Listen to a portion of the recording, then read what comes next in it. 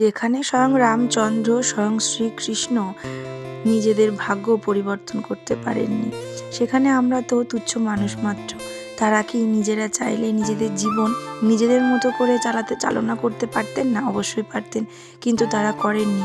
কারণ তারা সেই সব ঘটনার মাধ্যমে আমাদের বোঝাতে চেয়েছেন প্রত্যেকটা ঘটনার পিছনে কিছু না কিছু কারণ থাকে। আমাদের জীবনে যখন খারাপ সময় আসে আমরা ভেঙে পড়ি, ভগবানকে দোষারোপ করি যে কেন আমাদের সাথে এটা ঘটালে। সেটার পিছনেও নিশ্চয়ই তার কোনো ভালো উদ্দেশ্য আছে।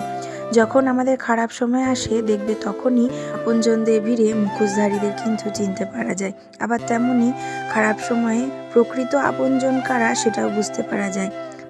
হ্যাঁ, তাই বলে সব কিছুই ভাগ্যের ওপর নির্ভর করবে, সব কিছু ভাগ্যের ওপর ছেড়ে দিয়ে ঝাড়া হাত পা আমরা বসে থাকবো, এরকমটা তো হয় না।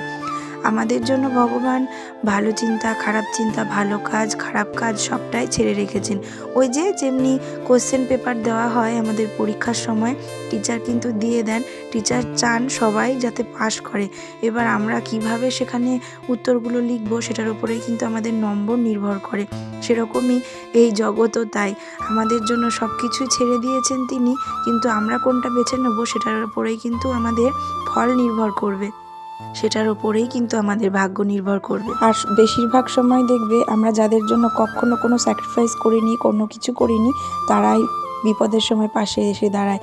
আর যাদের জন্য সব কিছু সবটুকু করা হয় তারাই কিন্তু বিপদের সময় পাশ থেকে সরে যায়। কর্ম করতে পাঠিয়েছেন, আমরা কর্ম করে যাই।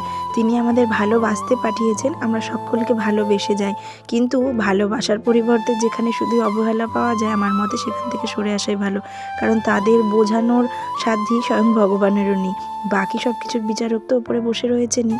যাই হোক, তোমাদের সাথে অনেক গল্প করলাম আজকে, আর গল্প করতে করতে দেখো আমার অনেক কাজ বাজও হয়ে গেল। পোষবাউরি থেকে এখনো পর্যন্ত ওই বাড়িতে রান্নাবান্না হচ্ছে। আমারও সংসার রয়েছে, আর বাড়ির কাছে যেহেতু বাপের বাড়ি, তাই রাত্রিবাস আমার আর করা হয় না। রান্নাবান্না করে রাখে মা, আমরা খেয়ে দিয়ে আসি। আর মিষ্টির পাপা, আর মিষ্টির যেহেতু স্কুল রয়েছে, মিষ্টির পাপা তো অনেকটা সকালে বেরিয়ে যায়, তাই আমাকে টুকিটাকি সকালে কিন্তু রান্নাবান্না করে নিতে হয়। কারণ ওই 5:30টার সময় এই বাড়ি এসে মাকে বলা তো সম্ভব না, তাই আমি করে নিই। যাই হোক, আর যা কিছু কাজবাজ ছিল সেগুলো সেরে স্নান পুজো সেরে আমিও চলে আসলাম এই বাড়িতে। আমি আর বাড়িতে খাইনি, এসে মায়ের কাছে খেয়ে নিলাম। রাতের ভাত চিকেন ছিল, তো সেটাই মা গরম করেছিল, রুটিও করেছিল, আমি আর খাইনি। আর তারপর মায়ের সাথে যে শাক বাছতে বসেছি, মা দুপুরে রান্না করবে, মাছ করবে, শাক করবে। এদিকে টমির মজা দেখো, মা হ্যান্ডশেক করতে বলছে, ও কিন্তু তাই করছে।